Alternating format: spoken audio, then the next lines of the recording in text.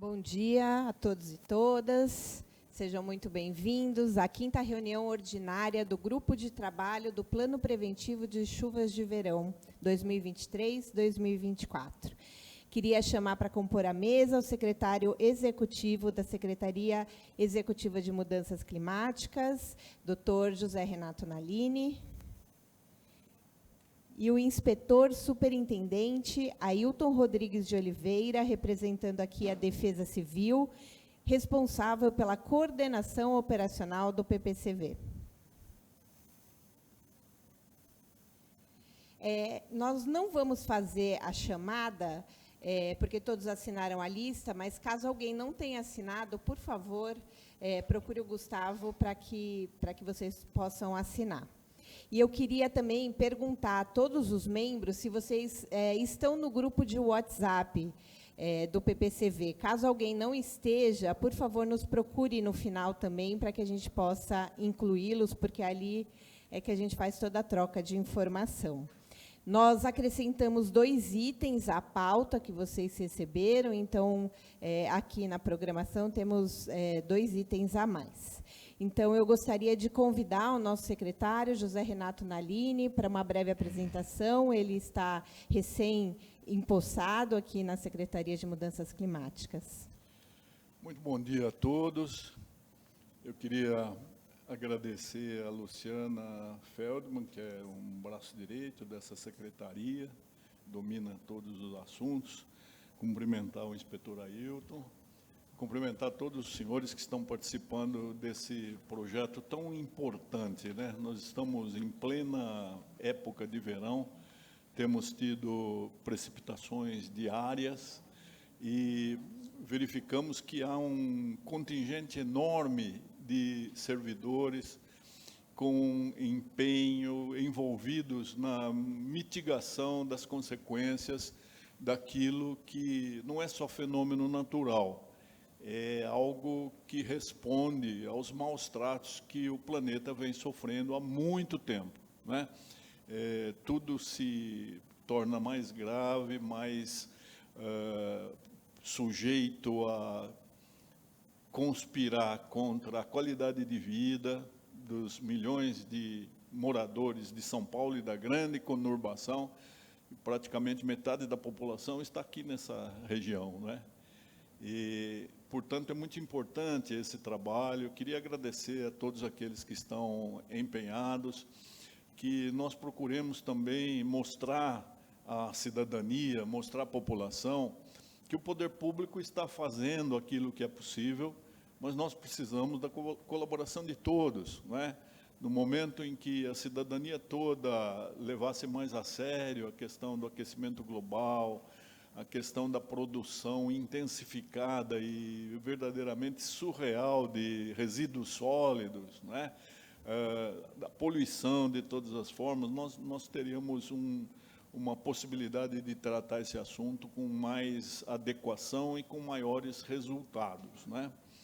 Eu queria dizer que estamos tentando fazer com que haja um engajamento integral, completo, consciente de todos aqueles que são agentes desse projeto, que é um projeto coletivo, ninguém consegue fazer nada sozinho nessa área, né?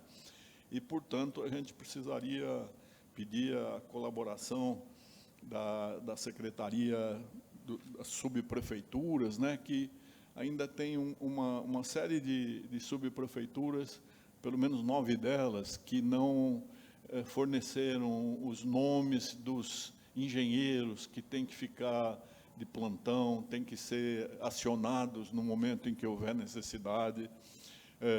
Algumas outras não forneceram a localização.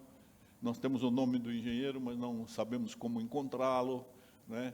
E, então, isso é muito importante. Eu acho que no momento certo nós entraremos nisso, mas é um pedido que a Secretaria faz para que a gente consiga trabalhar afinado, né? Para que não haja nenhuma falha, nenhum momento em que, por omissão de alguém, por falta de participação, nós deixemos de entregar o melhor trabalho que nós podemos, né? Queria, então, agradecer a todos. Estou aqui para aprender, porque eu olhava ao longe disso, embora muito preocupado, e agora estou assim no meio do furacão, verificando o que é que acontece nesta megalópole tão complexa, mas tão apaixonante que é São Paulo. Muito obrigado a todos. Muito obrigada, secretário. E agora eu convido Silvio Choitia Agiuara, da Secretaria Municipal de Transporte, CET, para relacionar as vias que, historicamente, são afetadas por enchentes, alagamentos e inundações na cidade de São Paulo. Por favor, Silvio.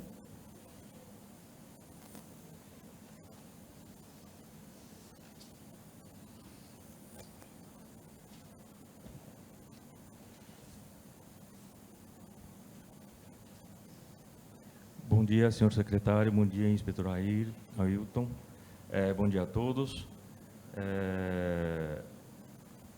Como foi solicitado, a gente fez um levantamento de 4 parâmetros que nós entendemos ser relevantes, né, para caracterização do período de chuvas, um de árvores caídas, solapamentos, alagamentos total e alagamentos intransitáveis.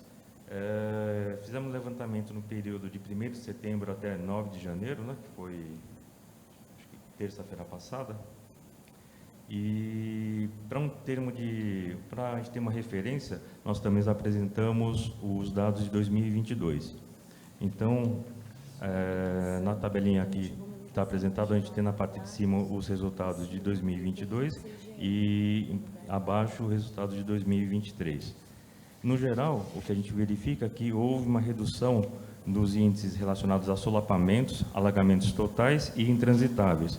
E o que dá destaque aqui é a quantidade de árvores caídas, que teve um aumento aí de quase 240% e que representa, então, uma quantidade de quase 3,5 vezes superior entre 2022 e 2023. Aqui, colocando num gráfico, a gente tem, acho que, uma visualização melhor aí do que isso representa, né? Então, todos os parâmetros relacionados a solapamentos, alagamentos, a gente teve uma queda de 2022 para 2023, e na questão aqui das árvores, né, de queda de árvores, que teve um aumento bastante significativo. A outra informação que nos foi solicitada, que a gente fez um levantamento, foi em relação aos locais com maior incidência de alagamentos. A gente fez um levantamento aqui do período de 1º de janeiro de 1º de janeiro de 2023 até 9 de janeiro de 2024. Nesse período, a gente identificou 39 ocorrências na Avenida Itaquera com Rua Campinas do Piauí.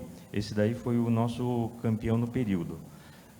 Em seguida, com 29 ocorrências, a Avenida Jaco Pêssego, e aí na tabelinha vocês vão conseguir ver aí a relação dos 10 lugares com maior número de ocorrências.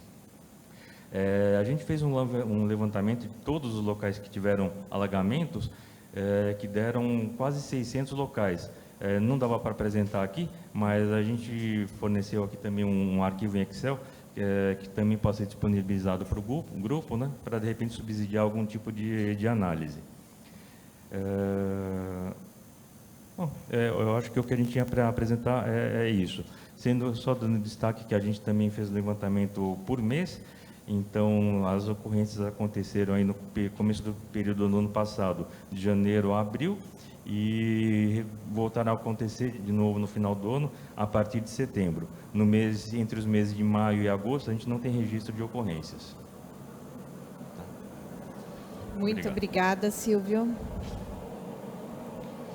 E eu convido agora o Gustavo Casoni da Rocha, da SMSub, para apresentar os procedimentos realizados preventivamente pela Secretaria de Subprefeituras para o ciclo PPCV 2023-2024. Tá bom.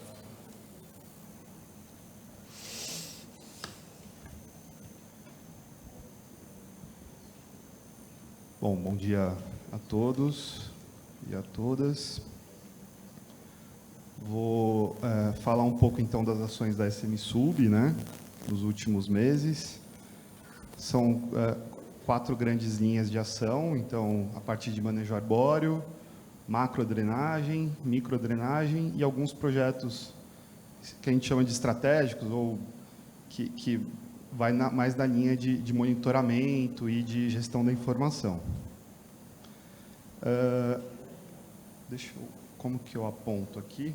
Bom, aqui a gente tem os números na tabela da esquerda, com o número de equipes de manejo arbóreo, isso contando todas as subprefeituras e o Departamento de Zeladoria Urbana. Então, desde 2019, né, a gente percebe um aumento no número de equipes à disposição, né, trabalhando tanto para podas de rotina, podas emergenciais, remoções de rotina e também emergenciais. Então, atualmente, a gente está com 145 equipes, agora no mês de dezembro de 2023. Em janeiro, a gente ainda não tinha o quantitativo consolidado, acabei não colocando. Aí, do lado direito, né, tem os grandes números de podas, que é vamos dizer assim, o trabalho mais do dia a dia, né, de manutenção, vamos assim dizer, das árvores. Também a gente percebe um aumento no número médio mensal, né, partindo de cerca de 9.000 podas mensais em 2019 para 14.000 agora em 2023. Na parte de macrodrenagem, né, a gestão dos piscinões, atualmente a gente tem 51 piscinões municipais, né, totalizando cerca de 7,5 milhões de metros cúbicos, né, de volume potencialmente armazenável, né. Então, a gente está trabalhando tanto na expansão da rede de monitoramento, então, entender o que está acontecendo nos piscinões com câmeras, sensores, tanto de nível como de sistemas de motobombeamento, mas também no aperfeiçoamento da manutenção e da governança. Esse ano, né, por decisão do prefeito, parte significativa dos piscinões passaram para a gestão centralizada no Departamento de Zeladoria Urbana, né? Então, aqui só uns números, né? 26, atualmente a gente faz a gestão de 26 piscinões. A gestão é vigilância, limpeza, manutenção das bombas quando tem. Aqui, né, tem a relação, tem várias subprefeituras que fazem a gestão. Então, de certa forma, a gente tem uma heterogeneidade, né, de cuidados, vamos dizer assim.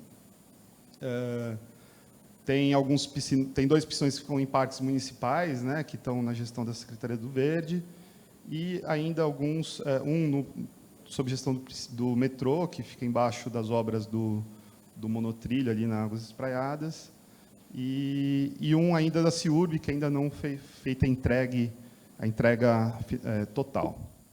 Então, aqui só um panorama, né, geral dos piscinões, com volume de armazenado. Então, a gente pode ver a importância, né, especialmente esses 2 da Pedreira, Guamiranga, de volume armazenável, né? Opa. Então, aqui só algumas imagens. Quando a gente fala nesse aperfeiçoamento da gestão, são novos contratos com um passivo de limpeza bastante grande, bastante significativo. Então, essas imagens são as da esquerda na bacia a primeira aqui no piscinão do Oratório. Aqui embaixo, né, à esquerda, é um polder. Então, um polder é um pequeno, como se fosse um pequeno piscinão para forçar o bombeamento, para evitar alagamentos localizados. Então, são equipamentos fechados, geralmente, e que tem uma dificuldade, tem que colocar equipes manuais, né, com bags, para retirada do lixo, para conseguir drenar a água, para conseguir entrar com alguma máquina pequena. Então, é um desafio de limpeza gigante, especialmente porque tem um passivo grande de limpeza. À direita, as 2 à direita são imagens do piscinão do Pacaembu, né, que fica embaixo da Praça Charles Miller, que também, o que a gente estava prevendo fazer em um ano, a gente está conseguindo fazer em 4 meses, então a gente conseguiu acelerar, né, a empresa contratada conseguiu acelerar muito a limpeza, mas a gente vai ter que renovar o contrato, acho que algumas vezes, para conseguir zerar, né, deixá-lo limpo, né. Aqui, a parte de limpeza de córregos, né, e desobstrução de galerias. Então, o uso do hidrojateamento para limpeza e para desobstrução de galerias e ramais. Tem um aspecto localizado, né, para evitar alagamentos. E tem sido aumentados, eu vou mostrar alguns números aqui na sequência. E a parte de limpeza de córregos, né, que também é fundamental para o escoamento, para aumentar a seção de vazão e também para a parte de saúde pública, né. A gente tem recebido, né, algumas solicitações da Secretaria de Saúde, né, alguns problemas pontuais. Isso é muito importante, porque sempre tem um ponto cego, então a gente tem dado prioridade, né, porque geralmente a água acumulada vai trazer problemas diretos, né, relacionados à saúde pública. Então, aqui só uns grandes números. Área de margens de córregos limpos, né, isso aqui é todas as subprefeituras, né, esses números são de todas as subprefeituras. Eu destaquei em verde os 5 meses que tiveram maior número. Por quê? Assim, primeiro, um reforço nos últimos 2 meses, tanto em novembro e em dezembro, mas também para falar que não tem uma diferença tão grande. Assim, é um trabalho contínuo, tanto, né, de limpeza de córregos, a partir de microdrenagem, né, de galerias e ramais, também, né, tem uma concentração maior aqui em novembro e dezembro, mas, ao longo de todo o ano, é um trabalho árduo, né, de todas as equipes que estão aí nas ruas. A gente tem, a SMSUB tem um contrato específico de bombeamento emergencial. Quando tudo dá errado, daí a gente tem que chamar essa turma, né? Então, são bombas móveis, né, levadas com caminhão, para desfazer, né, para drenar alagamentos persistentes. Geralmente, esses problemas estão relacionados ou a questões estruturais, né? O colega da CT mostrou aquele alagamento na Lapa, né, na Vladimir Herzog, que tinha uma obstrução permanente, né, do ramal ali da galeria, teve que fazer uma obra grande ali, porque foi concretado, tal, até, bom, saiu na mídia isso, mas geralmente está relacionado ou a problemas estruturais ou, às vezes, algum problema pontual. Então, imediatamente depois do bombeamento emergencial, né, é feito um trabalho, vamos dizer, que deveria ter sido feito antes, né, preventivo de desobstrução, para que não persista. Atualmente, a gente está com alguns problemas pontuais, principalmente na Cruzeiro do Sul, né, de recorrência. Então, as equipes de bombeamento emergencial já estão localizadas, né, quando tem a previsão do Hassan, né, de chuvas intensas, as equipes já estão preparadas, né, tem bases na Zona Leste, na Zona Oeste, ali na região do Butantã, e uma outra que agora ali perto do Center Norte. Então, essas bombas já ficam localizadas e são levadas a esses locais de forma mais pronta possível, né? Mas, repito, né, esse é quando dá tudo errado, né? Esse é o contrato que a gente gosta menos de usar, porque é quando a gente não conseguiu evitar, né, o problema. Em relação à parte de, vamos dizer, mais estratégica de gestão da informação, a gente tem, na SMSUB, a gente está estruturando um CCO, né, um Centro de Controle Operacional, 24 horas, né, 7 dias por semana, para analisar os dados de sensores, tanto dos piscinões, de nível de córregos, e soltar informações, especialmente para subprefeituras, ou disparar ações, né? Também falhas de sistema de bombeamento. Agora tem uma nova parte desse contrato que está em implementação ainda, que é o monitoramento dos túneis. Então, tanto ver movimentação estranha, né? Porque tem muito caso de roubo, né? De fiação, entrar nas casas de bombas, mas também ver as imagens para eventuais alagamentos e comunicar, fechar comunicar CT, enfim, evitar problemas potenciais. Mas esse não é um problema que foi observado ainda nesse período de chuvas. A parte de gestão da informação, né, relacionados às situações de emergência, é algo que ainda está sendo estruturado na Secretaria, né? Acho que a gente não tem a experiência que a Defesa Civil tem de procedimental, né, vamos assim dizer. Então, muitas vezes, nessa semana, né, que teve dias recorrentes de chuvas intensas e ventos, né, com muitas quedas de árvore, a informação ela vem de diversas fontes e é muito complicado para a gente fazer a gestão disso, porque a gente tem a SM-Sub e as 32 subprefeituras que têm autonomia administrativa e atuam diretamente. Muitas vezes a gente tem uma informação de um problema que já foi resolvido pela SUB. Então, isso a gente está aperfeiçoando com esse CCO, né, para a gente conseguir centralizar e também melhorar a comunicação com a defesa, tanto no nosso apoio às solicitações, né, do CCOI. E aqui só a gente tem tentado sistematizar isso de forma online, num sistema ainda, vamos dizer, versão beta, né? Ali ainda não tá final, mas de a gente saber tanto local, grandes números, aonde as equipes do Departamento de Zeladoria Urbana devem ir para ajudar as subprefeituras, né? Então, esse é um ponto que a gente está aperfeiçoando agora nesse plano de chuvas. Bom, aqui só a equipe, né? O William, nosso colega, também veio, a Juliana, que é representante titular, não pôde vir por questões de saúde, ficou 3 dias sem dormir, então ela estava esgotada, mas acho que era isso. E em relação à questão dos engenheiros, né, secretário, que você comentou no começo, isso está na agenda do gabinete da secretaria, né, foi feita a solicitação dentro de um processo formal pela chefia de gabinete.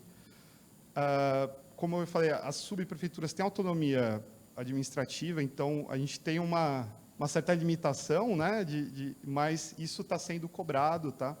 E eu acho que é isso. Qualquer dúvida, eu estou à disposição. Muito obrigada, Gustavo. E agora eu convido o inspetor superintendente Ailton Rodrigues de Oliveira, da Secretaria Municipal de Segurança Urbana, CONDEC, Defesa Civil, para a apresentação do balanço das ações da coordenação operacional, período 14 de dezembro de 23 a 10 de janeiro de 24.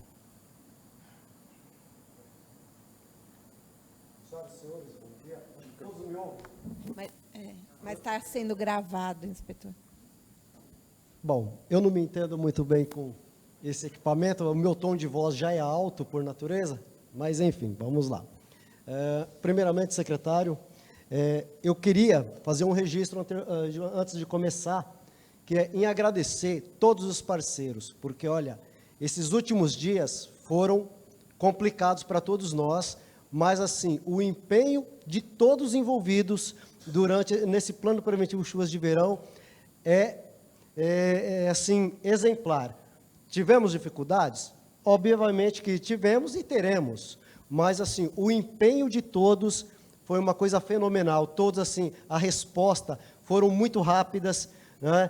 Por mais que nós tivemos um probleminha de demora aqui ou ali, mas, no contexto geral, os atendimentos prestado por todos os parceiros foram, assim, exemplares, e, assim, só tenho a agradecer mesmo o empenho de todos envolvidos durante esse plano.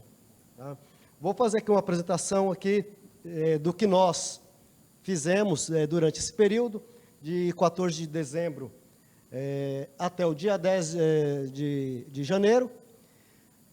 temos aqui alguns números que eu vou explicar um pouquinho melhor, porque às vezes nós temos uma quantidade de chamadas, mas nem sempre aquelas chamadas corresponde ao número de atendimentos. Por que isso? Porque muitas chamadas, elas se sobrepõem. Então, muitas vezes, nós temos uma chamada de uma queda de uma árvore e várias pessoas ligam ao mesmo tempo. Então, acabam gerando vários acionamentos, mas que, em verdade, será um único atendimento. Tá? Então, aqui, só para terem uma noção, nós tivemos, neste período, 3.464 chamados. E aí é onde eu falei que, desses 3.464 chamados, efetivamente foram atendidas 2.083 ocorrências devido a essas diferenças dos índices que a gente apura. Porque, primeiramente, as chamadas vêm através do centro de controle e lá eles fazem a apuração, o afinamento dessas ocorrências para poder fazer os atendimentos. Tá? E, nesse período, por incrível que pareça, devido às chuvas, este ano mudou um pouquinho, né, esse período. Vila Mariana foi a campeã. Né? A Vila Mariana teve 243 ocorrências atendidas por conta do número elevado de quedas de árvores, ali na região de Vila Mariana. Em segundo lugar, nós ficamos com a Sé. A Sé sempre tem uma quantidade grande de ocorrência pela dimensão do seu território. O território da Sé é muito grande, então se justifica.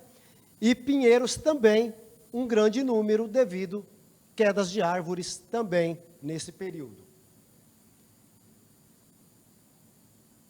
Aqui a gente tem uma frequência aqui que demonstra essas chamadas durante os horários, né?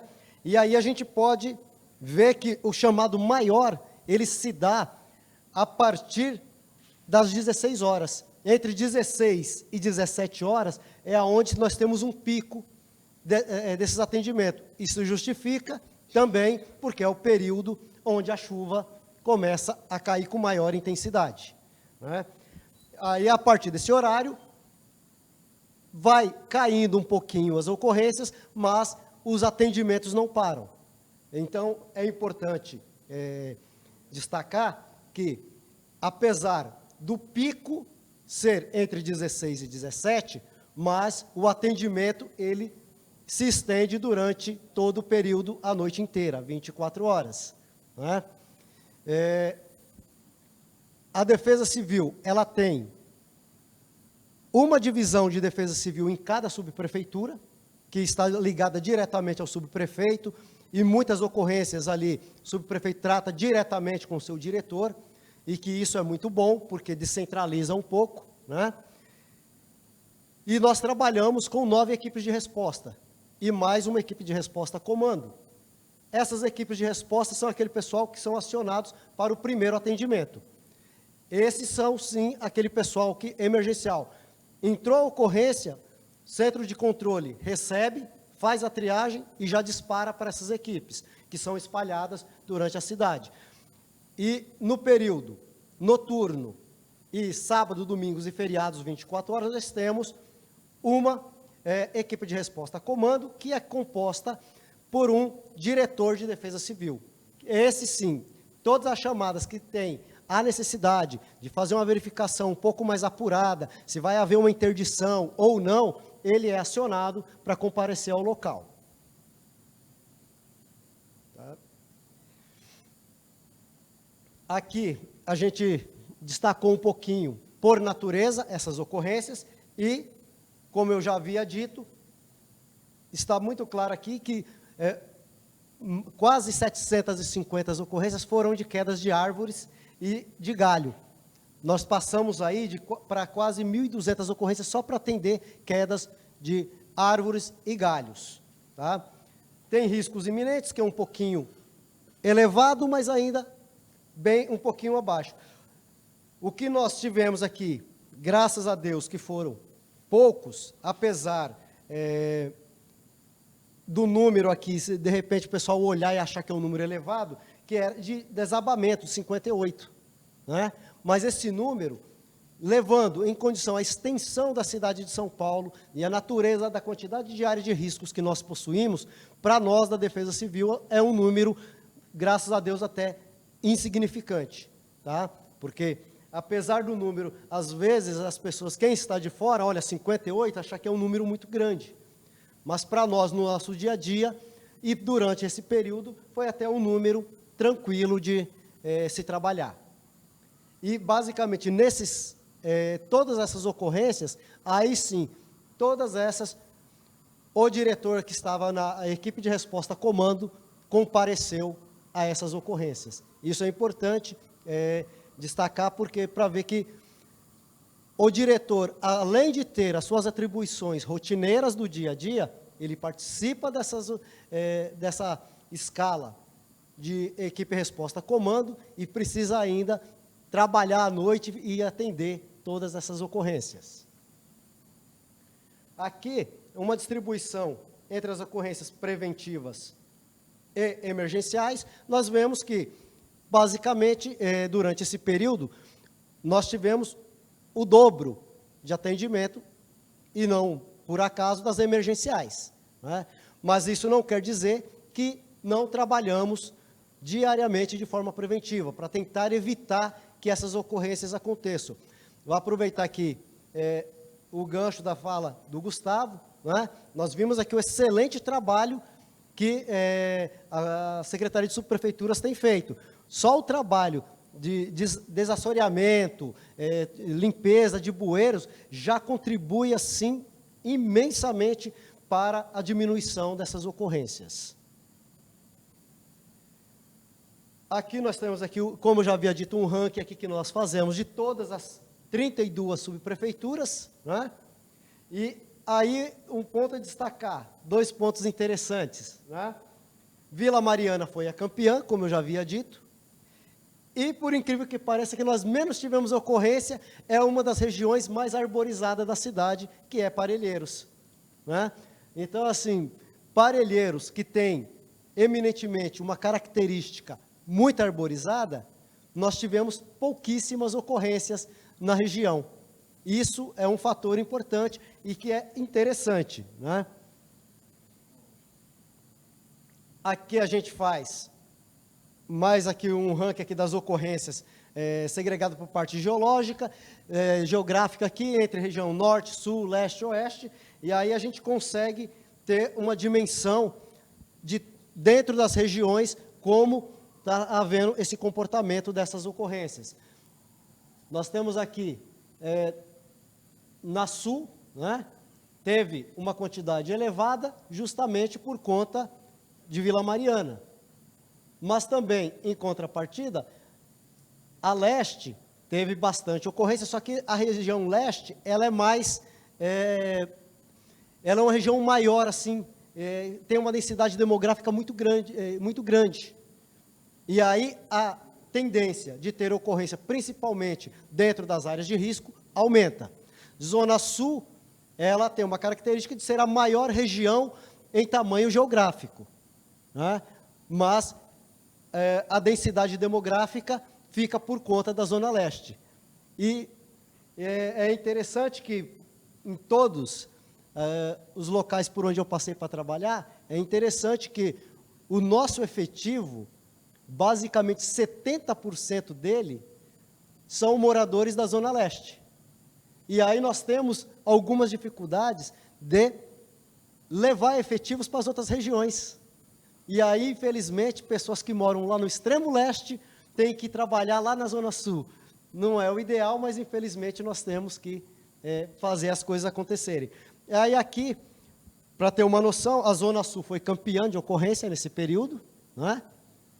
Em segundo ficou a região centro-oeste por conta de Pinheiros e Sé, né? Porque aqui a gente divide ela, deixa a parte central e oeste junto, que fica mais fácil da gente ter essa situação. E a região que nós menos tivemos ocorrência foi a Zona Norte. E a Zona Norte também tem ali a parte do horto e tudo mais, que é bem arborizada, mas, graças a Deus, a coisa foi mais tranquila naquela região. Né? Aqui alguns destaques, só para que possam acompanhar das ocorrências que ocorreram nesse período. Nós tivemos 2 dias que foram capitais para nós, que foi 23 e 24 de dezembro e agora dia 8 de janeiro, que tivemos um índice de ocorrência muito grande, né? E as chamadas em si, a região que faz muita chamada é a Lapa, mas tem um índice assim, de atendimento menor por conta que quando a gente faz a triagem acaba atendendo menos ocorrência naquela região. Mas também é uma região que se demanda bastante atenção, ali aquela região da Lapa. Como eu já havia dito aqui, ó, dia 24 foi um dia complicado para a gente, ó, só nesse dia nós tivemos 85 quedas de árvore na cidade de São Paulo, né? E aí nós tivemos aqui dentro, só envolvendo árvores em si, nós resumimos aqui para árvores. Nesse período, nós tivemos aqui 401 chamadas para queda de árvore, né? Nesse período, no dia 8, para ver como que foi conturbado para nós esse dia 8, né? E no dia 9, 330, dia 10 do 1, 180. E a tendência para esses dias agora, se Deus quiser, e o Hassan também vai nos ajudar a isso, vai ser diminuir um pouquinho, né, Hassan? São Pedro vai nos ajudar um pouquinho, não vai? Olha, aí, ó, tá vendo? Esse é o problema, nem São Pedro quer nos ajudar um pouco, mas, enfim. Então era isso que eu trouxe para mostrar um pouquinho para os senhores e para as senhoras, e o principal de tudo é agradecer o empenho de cada um. Gente, vamos continuar assim, porque eu tenho certeza que ao final, lá no dia 31 de março, quando a gente terminar esse período do Plano Preventivo às Chuvas de Verão, nós vamos ter muito o que comemorar, porque assim, apesar de todas as dificuldades, nós estamos prestando um trabalho de excelência para a cidade de São Paulo. Obrigado. Muito obrigada, inspetor Ailton. E agora, nós convidamos, a pedido de vocês, nas reuniões anteriores, a Enel, que está aqui presente. Queria agradecer, eles prontamente atenderam o nosso convite. Então, eu convido o senhor Marcos Mesquita, diretor de Relações Institucionais da Enel, para contar um pouquinho aí o trabalho que vocês têm feito na cidade.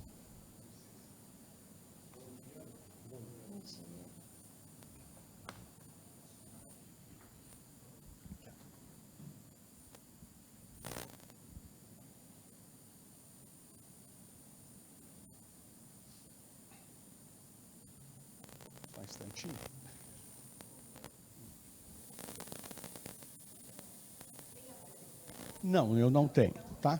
Ok. Bom, gente, a gente foi convidado, aliás, nós somos membros permanentes desse, desde as primeiras que foram feitas, eu tive o prazer de comparecer em nome da Enel e meus colegas também. A minha área é a área institucional, né?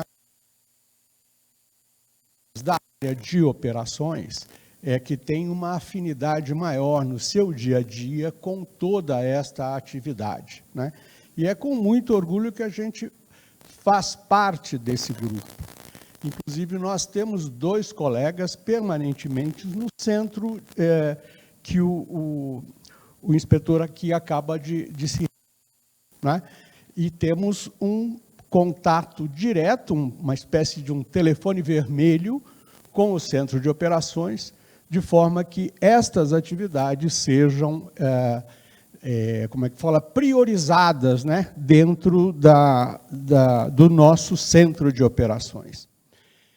De vez em quando a gente discute a necessidade de fazer algumas mudanças operacionais, né? E isto tem sido feito com diálogo, né? porque nós vimos aqui algumas apresentações, alguns números que chamam muita atenção, né? Quando a gente diz que praticamente triplicamos a quantidade de quedas de árvores na cidade, pode saber que o nosso trabalho na Enel também triplicou.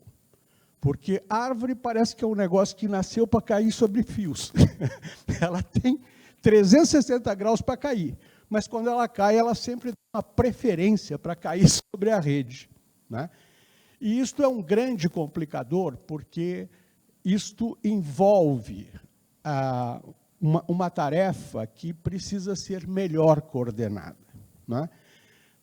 As equipes de bombeiros, as equipes de defesa civil, ou mesmo das estruturas das subprefeituras, né? Elas têm uma necessidade de que a Enel compareça ao local para fazer o desligamento da rede. Em muitos casos, a gente consegue fazer isso de forma remota, mas tem essa quantidade imensa de ocorrências, né? Isso já fica um pouco mais difícil. Aí, desligada a rede, esses outros profissionais podem trabalhar na desobstrução do local. E, posteriormente, antes de a gente conseguir religar aquela área, nós temos uma tarefa de reconstrução, né? Naquele evento terrível lá do dia 3 de novembro, né, nós tivemos 242 quilômetros de cabos a serem refeitos. Vocês imaginam a quantidade de postes que a gente teve que substituir, né? E isso tudo impacta o nosso tempo de resposta em relação aos nossos clientes, né? Há uma discussão que a gente precisa fazer, que é a questão de prioridades, né? Prioridade, todas as distribuidoras no Brasil, distribuidor de energia, tem uma priorização imposta pela regulação, né? Então, o primeiro nível é sempre um nível ligado à questão de vida, né? Hospitais, aquelas organizações como centros de saúde e tudo mais. No nosso caso, as pessoas dependentes ou eletrodependentes, né? Nós temos em torno de 6.000 pessoas cadastradas na nossa área de concessão, que são pessoas cujo endereço é prioritário para a religação, né? E, então, estas coisas precisam acontecer para nós de forma prioritária. Nem sempre se encaixa com a prioridade da prefeitura ou das prefeituras. Nós temos 24 municípios para atender. Por exemplo, para mim, para mim, eu digo para a Enel ou para qualquer distribuidora, se eu tiver um pronto-socorro que está em energia, mas se eu tiver, por exemplo, lembrando aqui da CET, do DSV, etc., né? Se eu tiver um grande cruzamento onde o semáforo esteja desligado, se não tenho dúvida, eu vou dar preferência para atender primeiro o pronto-socorro. E para o DSV é terrível isso, porque, ou CET, perdão, né? Ele não pode aguardar tanto tempo, né? Então, estas coisas, ou seja, a questão de discutir as priorizações, elas precisam ser, elas dependem ainda, na nossa forma de entender, de um afinamento, né? Eu vejo aqui Hassan é uma pessoa importante, está naqueles grupos, né, das salas de crise, né? E a tendência é que, numa sala de crise, infelizmente, a gente fique preocupado com essas prioridades e, obviamente, aparecem algumas críticas, né, que não fazem bem para a operação, né? Isso é importante a gente deixar bastante claro, né? E E também ter esta consciência de que, para o meu cliente, é só uma questão de discutir: estou com energia, estou com luz, estou sem luz. Para nós não é assim, infelizmente. Para nós é o que é que fez aquela energia ser rompida, né? E isso, muitas vezes, ou é uma atividade muito simples, simplesmente desarmou, né, aquela conexão. O meu colega vai lá e rearma, né, e volta a energia. Mas quando é uma situação em que o mundo caiu sobre a nossa rede, não tem jeito. Você primeiro precisa reconstruir para depois conseguir religar, né? E é óbvio que, como a gente sabe, que todo mundo, na vida moderna, ocupa praticamente 100% do nosso tempo com energia elétrica, qualquer falta de energia elétrica é terrível para, né? Seja para salvar uma vida numa operação, seja para secar os cabelos para quem precisa sair, né? Ou seja, o nosso serviço, ele não pode ser medido pela utilidade que ele tem para o nosso cliente, né? Senão a gente ia dividir os nossos clientes em quantas... Não existe. Então, o meu serviço, ele é um serviço que é um commodity, né? E ele é tão importante para um dos meus clientes. A gente não consegue fazer priorização em função da necessidade do nosso cliente. Nós temos obrigatoriamente que seguir a priorização que a regulação do serviço nos... Eu recebi um pedido, Luciana, para na próxima fazer uma exposição sobre o nosso convênio de podas, tá? E é muito importante, a gente tem a missão de ter o que a gente tem hoje de convênio com São Paulo e pular isso para os outros municípios da nossa área de concessão, né? Pode ser tão complicado, porque ele depende do municipal, né? Ou seja, não há como, né, que não estejam na lei. Mas é importante a gente separar. É muito importante a gente discutir essa questão da responsabilidade. Eu vinha no táxi e o taxista me identificou como sendo um funcionário da Enel, e a primeira pergunta que ele fez foi: quem é a obrigação de fazer poda? Eu estava ouvindo o prefeito Ricardo Nunes e eu fiquei com a impressão que são vocês. Bom, se você ouvir o meu presidente, você vai saber que não é nós. Nós vamos dizer que o responsável por isso é a prefeitura. Então, é absolutamente necessário a gente entender o seguinte: há um vazio legal imposto pela própria Constituição.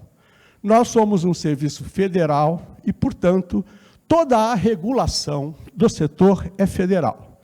Então, se houver uma legislação de âmbito federal dizendo distribuidora obrigatoriamente tem que fazer poda, isso vai para a regulação, vai gerar uma atividade e essa atividade vai gerar um custo que a distribuidora vai incorporar na tarifa.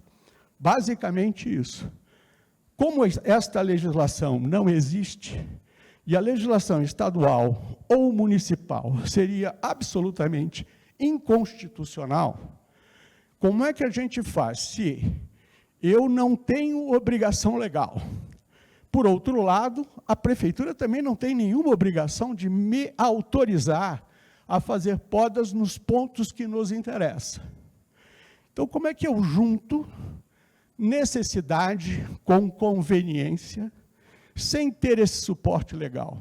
Só tem um jeito: acordo. E o nosso convênio é um excelente exemplo de acordo, tá? Então, eu gostaria de deixar somente essas primeiras pinceladas, porque depois a gente pode mostrar para vocês cada um dos itens que compõem o nosso convênio, tá? Muito obrigado. Muito obrigada, Marcos.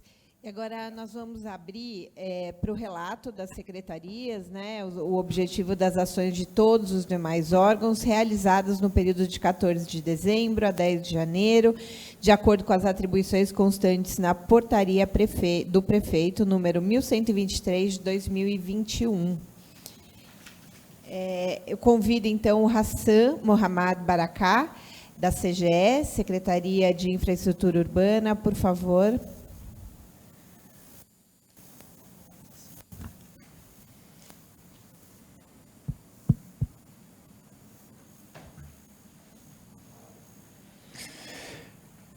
Bom dia, secretário. Seja bem-vindo aí a essa NAU, né, que vai ser bem interessante. Aí precisamos de um comandante aí.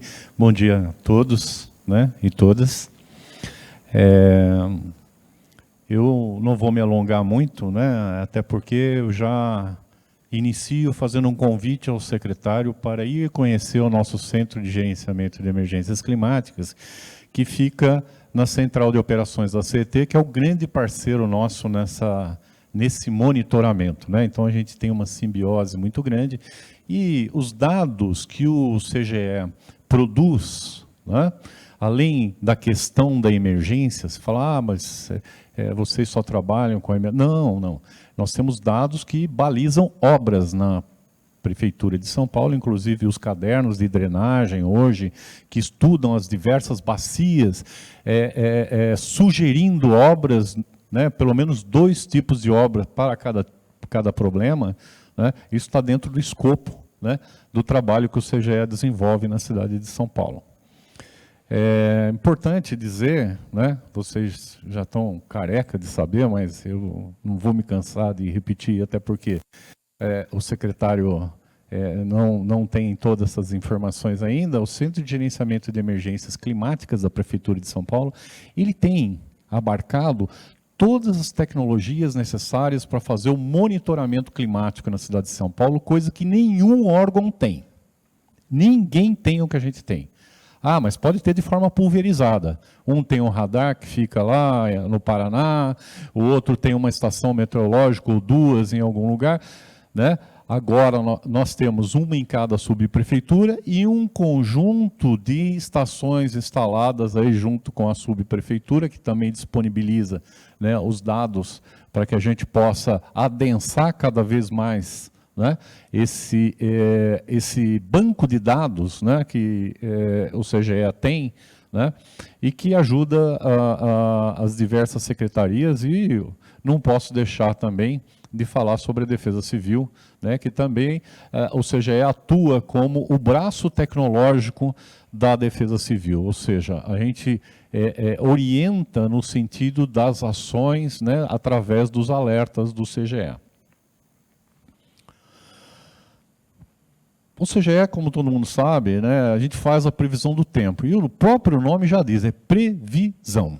Né? Não é, apesar da meteorologia estar no âmbito das exatas, né?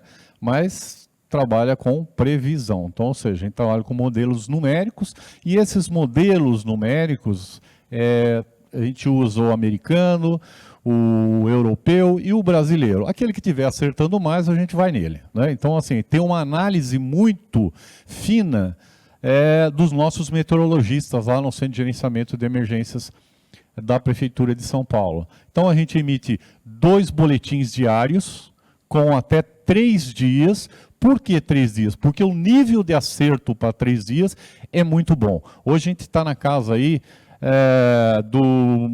em torno de 96% de acerto na nossa previsão do tempo, sempre com 24 horas de 96, e isso vai diminuindo aos poucos, chegando a 90% aí em 72 horas. E esse boletim, ele é refeito, ou seja, você tem um boletim de manhã para 3 dias, refaz o boletim à tarde, porque a atmosfera ela é dinâmica, né? Então pode ter alguma alteração e que os modelos não prevêem, então a gente consegue fazer essa atualização né, para poder balizar melhor a Prefeitura de São Paulo. Né? Lógico que é um textinho, né? Tem gente que não gosta, abre o WhatsApp e fala assim, puta, eu vou ler tudo isso. Né? Mas é importante ler, né? Tem alguns pontos ali que é importante levar em consideração. Se a chuva, primeiro que a gente não trabalha com milimetragem. Tem gente que pergunta, fala assim, mas Hassan, a Globo deu lá que vai chover 50 milímetros. E aí eu devolvo a pergunta, o que é 50 milímetros? O que é 10 milímetros de chuva? Quando o cara fala assim, hoje vai chover 10 milímetros. Beleza. A única certeza que eu tenho, entre aspas, é que vai chover. Ponto. Agora, se 10 milímetros é bom ou é ruim, eu não sei. Então, isso vem através de modelagem matemática. Ele não é exato. Então, é melhor a gente não trabalhar com esse número. Por quê? Se a gente for falar assim, olha, 10 milímetros em meia hora, é um dilúvio na cidade de São Paulo. Agora, 10 milímetros diluído ao longo do dia, não vai passar de um sereno. Não é? Então, o que faz a gente alertar essa população? Então, o CGE trabalha com um nível de chuva baixo, moderado e alto. Ponto. Potencial para alagamento. Ponto. Então, é muito direto. É uma informação que é atualizado em tempo real, até porque a gente tem essa facilidade e essa mobilidade para poder atualizar essas informações. Falando um pouco sobre o mês de janeiro de 2024, mas não esquecendo, né, o novembro e dezembro, né, no mês de janeiro de 2024, nós já tivemos uma rajada no dia 9/1 de 96 km por hora. Né? E o que é 96 km por hora? Né? Parece um número, mas se você olhar no velocímetro do carro, né, dentro da cidade de São Paulo, você está passível a tomar uma multa. Né? Mas, tem gente que pergunta, mas 96 km por hora é forte ou é fraco? Como é que eu avalio isso? Eu costumo dizer para quem pergunta isso para mim, é o seguinte, fala assim, olha, anda com o carro a 100 km por hora e põe meio corpo para fora. Aí você vê se é forte ou é fraco. Né? Aí você tem a própria sensação disso.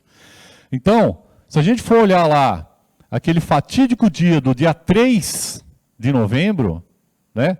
Logo depois do feriado de finados, que caíram aí mais de 1.000 árvores, eu vou falar 1.000 para não errar, tá?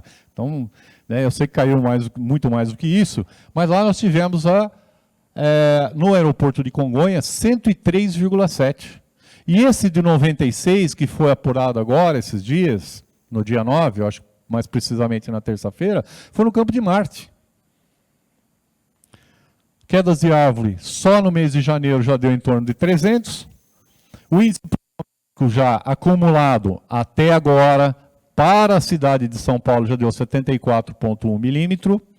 Ou seja, corresponde aí a 29% do que é esperado para o mês todo. Lógico que se a gente for separar isso por região, por subprefeitura, a gente tem, por exemplo, a subprefeitura da Sé, que a Bia agora acabou de me perguntar isso, e eu já procurei saber, só aqui na subprefeitura do centro, e aí entra o que o Ailton falou sobre as ocorrências estarem aqui na região do centro, né, já choveu 55% do que é esperado, e nós só temos aí 12 dias do mês de janeiro, ou seja, o mês mais chuvoso na cidade de São Paulo.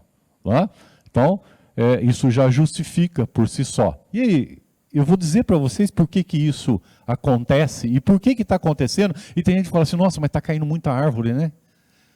A gente vai saber isso já. Alagamento já, 74 ocorrências, segundo informações do nosso grande parceiro, que é a CT. Né? Eu costumo dizer que eu sou um inquilino da CT e pago religiosamente o nosso aluguel. Por isso que nunca tiraram a gente lá, né, Silvio? Então, é parceirão.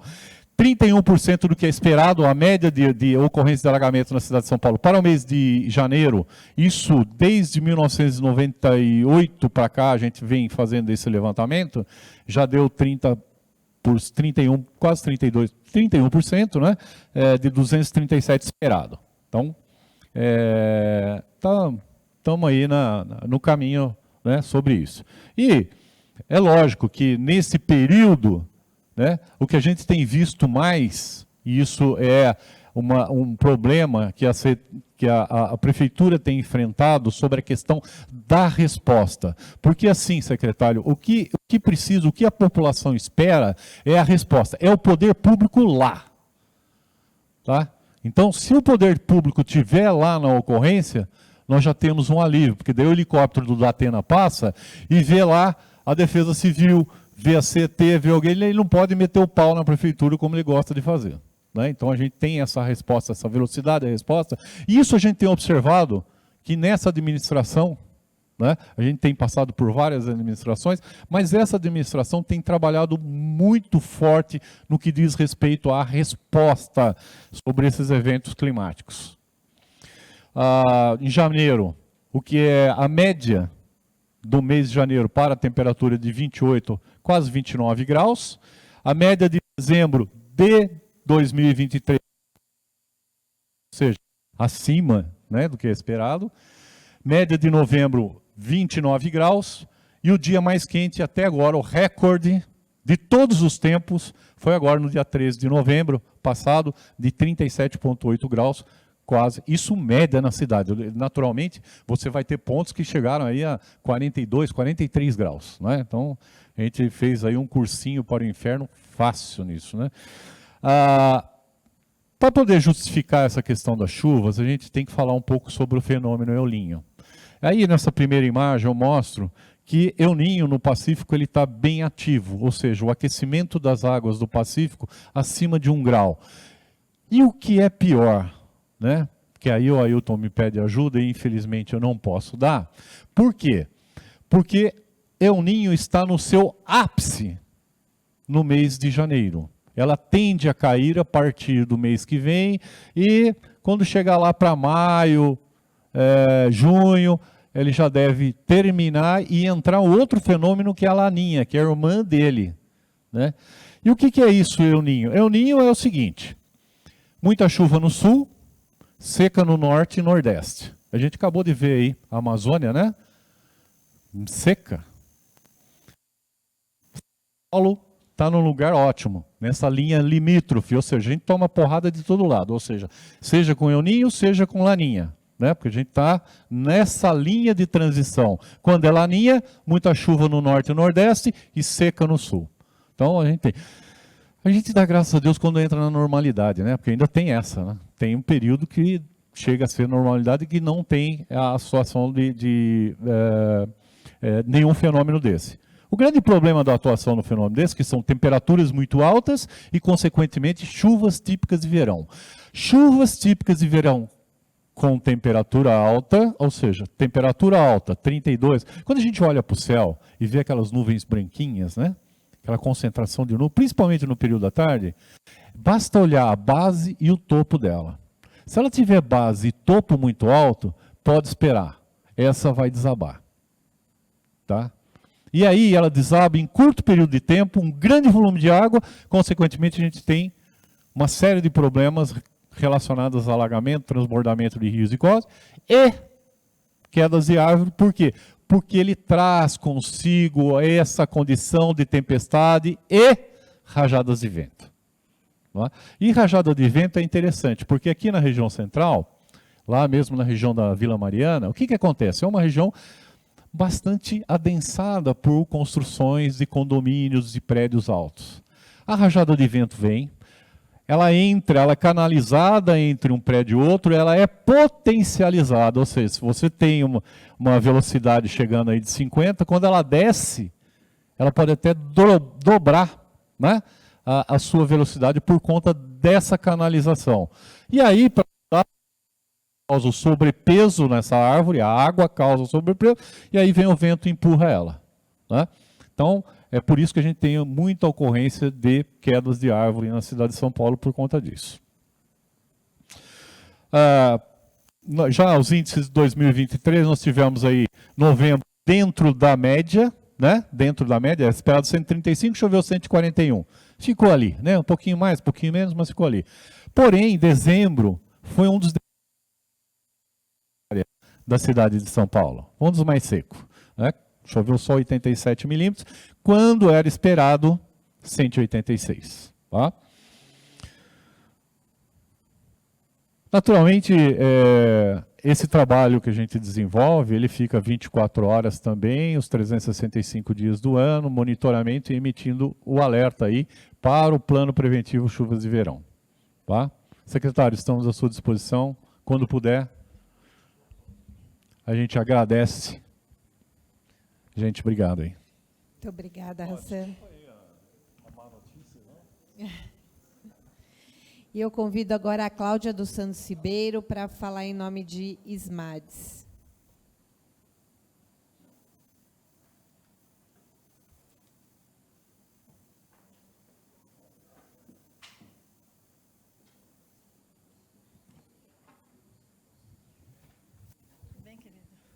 Bom dia a todos e todas. Bom dia, secretário. Seja bem-vindo a esse grupo tão potente, tão organizado. Parabéns, viu, Luciana?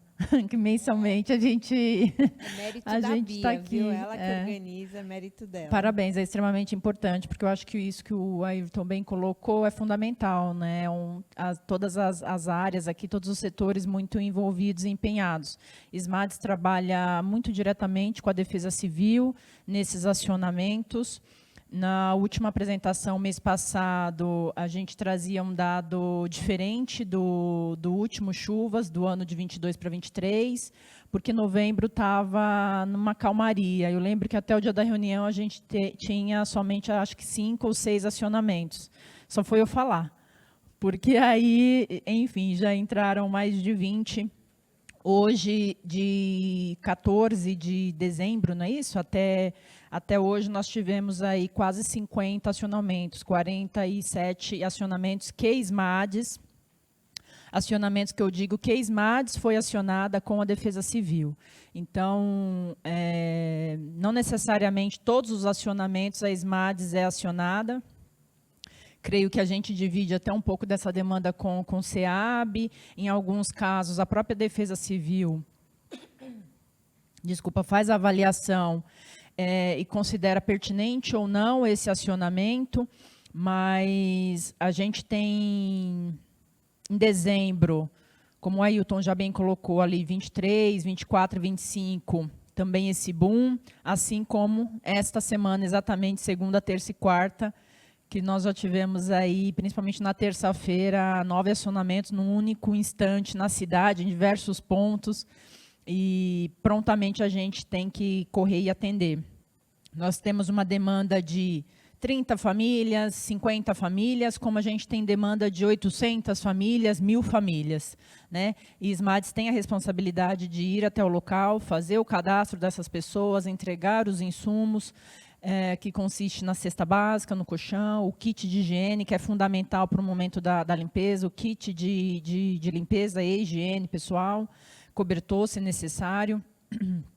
Enfim, a gente vem trabalhando muito nos territórios também, junto com as subprefeituras, fazendo um trabalho preventivo, junto com as comunidades, sensibilizando a população por conta de uma questão, né, socioambiental, educativa, que é fundamental também. Eu acho que quando a gente vê o trabalho da subprefeitura, né, assim, eu moro ali na região de Santo Amaro, nas Nações Unidas, onde foi bem castigado, mas eu vi muito fortemente a subprefeitura lá trabalhando com a limpeza das vias, dos córregos, enfim, fazendo a desobstrução. Acho que isso eu, como munícipe, fiquei feliz e fico feliz também em participar desse grupo e ver o quanto todos estão muito empenhados. Então, acho que quanto ISMADS é isso. Agradeço a Defesa Civil, meu parceirão. E acho que é só. O nosso secretário, obrigada, Cláudia. O nosso secretário vai precisar sair para um outro compromisso, então ele pede licença e estará conosco também nas próximas reuniões e no andamento aí do dia a dia do PPCV. Obrigada, secretário.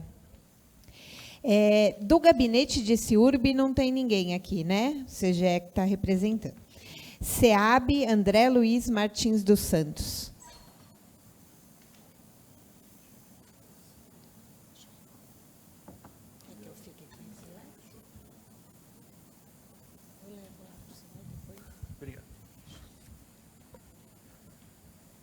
Bom, bom dia a todos e todas.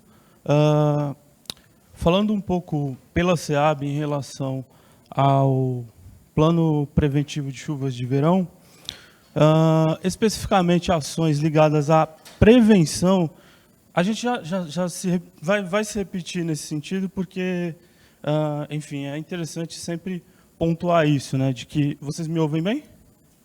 De que a gente não tem ações diretamente ligadas à prevenção de chuvas de verão. A gente tem ações que, na sua fluência, né, acabam mitigando ações ligadas a esses desdobramentos das chuvas, né, como no programa de urbanização de favelas e no apoio às demais secretarias quando da realização de suas obras. Em relação às chuvas de verão, a gente também agora tem a questão do cartão emergencial, né, que a gente tem trabalhado conjuntamente com as subprefeituras, no sentido de tentar remediar, em alguma medida, né, a situação da vulnerabilidade das famílias quando da ocorrência de alagamentos, desabamentos e quedas de árvores, inclusive quando, de fato, torna a moradia inabitável. A gente tem trabalhado conjuntamente com as subprefeituras na oferta desse benefício chamado cartão emergencial, que também carece ainda de alguns alinhamentos. Ele vem, a gente vem melhorando o fluxo gradativamente, né, dessa oferta desse benefício, que a gente entende como bastante importante para as famílias naquele momento do aperto da ocorrência desses desastres, né? Então, basicamente, a gente fica com dificuldade de apresentar números diretos assim nesse momento por conta do expressado, né? Em relação a não ter ações diretas de cunho preventivo, mas ao fim do período a gente pretende fazer um saldo das ações ligadas propriamente ao cartão e apresentar aqui junto ao grupo do Plano Preventivo de Chuva de Verão. Tá? Muito obrigada. E agora, representando a Secretaria Municipal de Saúde, Magali Antônia Batista.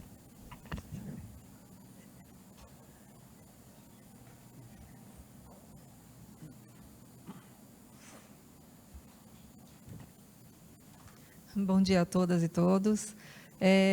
Assim como a Cláudia, eu também fiquei super feliz de terem mantido, né, a equipe. Falei com a Luciana no começo, porque toda vez que troca um secretário, né, a gente vê as mudanças na equipe. Então, e assim, acaba que sempre a gente tem que começar meio que do zero, né? Então, muito bom que a equipe se manteve. Eu só vou passar os dados que eu já tinha passado da outra vez, a gente só manteve até o dia 10, né, como foi solicitado. Então, a gente segue, a Secretaria de Saúde segue o protocolo de atendimento, né, que a gente segue recebendo as demandas do CGE. Então, a gente teve 25 estados de atenção e 11 de alerta. Com isso, nós tivemos 37 demandas, né, que essas demandas são o quê? Vistorias nos locais. Então, a equipe de saúde vai até o local para fazer a vistoria.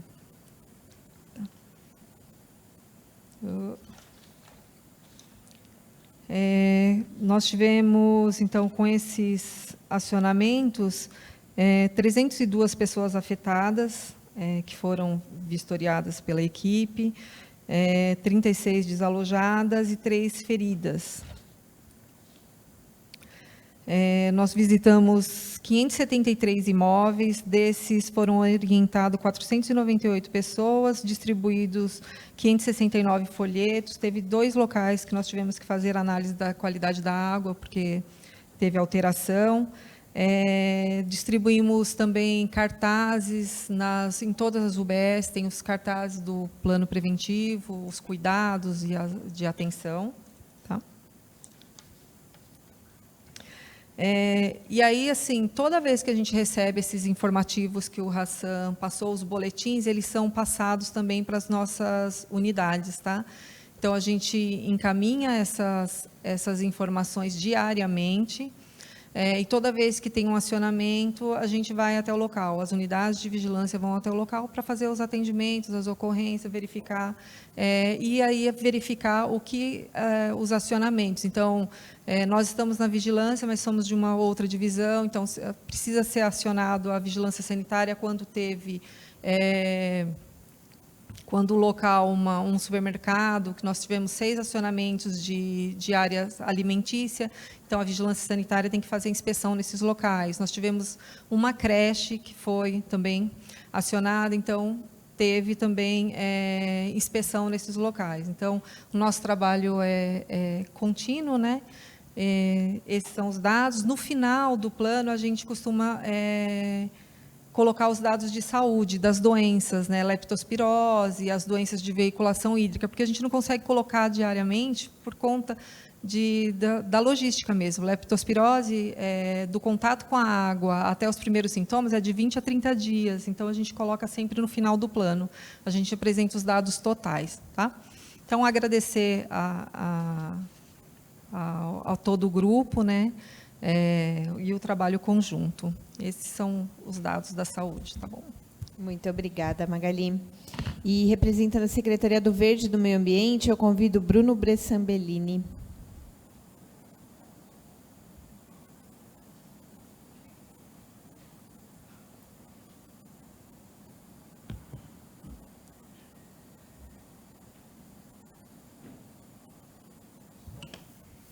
Bom dia, prezados. Nossa linha de trabalho na Secretaria, como um dos colegas havia dito aqui recentemente, na questão de manutenção constante para mitigar os efeitos das situações emergenciais. Então, a gente tem alguns planos ali cotidianos que, nessa fase aqui de chuvas, a gente starta com mais veemência, em cima do nosso pessoal contratados, terceirizados, na parte de poda, de manejo, de supressão de árvores, dentro dos nossos limites dos parques, buscando essa agilidade, essa flexibilidade no momento extremo que a gente sempre torce para ser a exceção da exceção. Então, a gente está com um time preparado e... Eu ia falar o secretário, mas o secretário pode contar com a gente.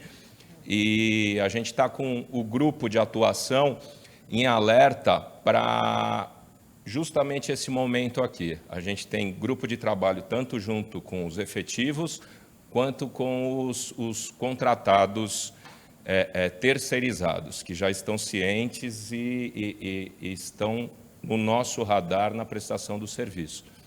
Então, é isso, gente. A gente está à disposição e vamos que vamos, né? Muito obrigada, Bruno. Da Secretaria Municipal de Educação não chegou ninguém, né? Eu queria até reforçar, caso alguém não tenha assinado a lista de presença, por favor, fale com o Gustavo para assinar, porque é o que vai computar aí a presença de vocês. Da Secretaria de Esportes, a Caroline Nogueira está aqui, mas não tem muitas novidades, né, Carolina? Caroline.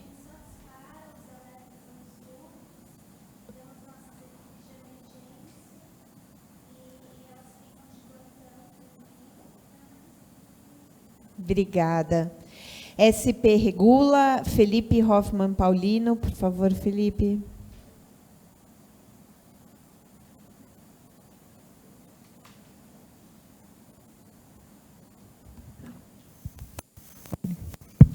Bom dia a todos. Nós, a SP Regula, tivemos vamos manter o mesmo discurso, que nossa ação é totalmente preventiva, né? Nós estamos fazendo a coleta nos pontos críticos de São Paulo 2 vezes ao dia, no período antes das chuvas, entre 1, 2, 3 horas da tarde, a gente passa nesses pontos, pegamos todo tipo de resíduo, para evitar o entupimento das galerias, dos Boca de Lobos. E após as chuvas também, em alguns lugares, né, a gente segue um plano de trabalho, uma frequência de coleta em toda a cidade de São Paulo. Então, a gente também faz o trabalho, a coleta anual. Nesse período de 14 de dezembro até 10 de janeiro, a gente tem coletado, em média, 1,8 toneladas de resíduo por dia, que são despejados fora da frequência de coleta, né, que é estabelecida no site da Prefeitura. Além disso, nós contamos com mais ou menos 75 equipes para esse tipo de serviço em toda a cidade. Tá? E também, agora, recentemente, antes de entrar no grupo, nós já estávamos acompanhando no site do CGE toda a situação, então a gente está 24 horas olhando e encaminhando equipes para esses pontos, tá bom? É isso. Muito obrigada. E agora, finalizando essa rodada, eu convido Isabela Fernandes Farias Costa, da SECOM. Queria pedir para você falar um pouquinho da campanha também, Isabela.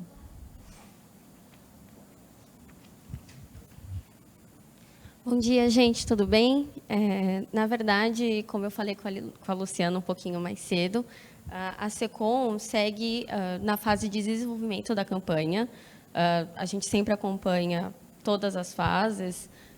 Qualquer novidade, como eu falei para a Luciana também, eu vou mandar um e-mail, entro em contato no nosso grupo também, informando. E, por enquanto, ainda segue sem previsão de conclusão. Mas, assim que, como novamente, né, eu já falei, assim que tiver novidades, eu informo ou via e-mail ou no nosso WhatsApp e sigo à disposição no meu ramal, também no meu WhatsApp. Sempre que possível, pode me mandar mensagem. Obrigada. Se puder reforçar a importância dessa campanha e para o ar. Claro, não, sim, a gente tem ciência sobre isso, viu? Pode deixar que a gente está à disposição, sim. Tá bom, muito obrigada. Eu queria reforçar que quem ainda não está no grupo de WhatsApp e puder entrar para falar com a Bia agora no final da reunião. A nossa próxima reunião é no dia 5 de fevereiro, às 10 horas, aqui nesse mesmo espaço. O senhor quer falar mais alguma coisa, inspetor? Alguém quer falar mais alguma coisa? Não? Então, vamos partir para o encerramento. Eu queria, em nome do secretário José Renato Nalini, agradecer a presença de vocês, o esforço aí nessa força-tarefa de proteger a nossa cidade das chuvas. Muito obrigada. Agradecer a Bia e o Manuel por toda a organização do PPCV, pela Seclima, e aos nossos estagiários, a todos que participam aí nesse trabalho. Muito obrigada e até 5 de fevereiro.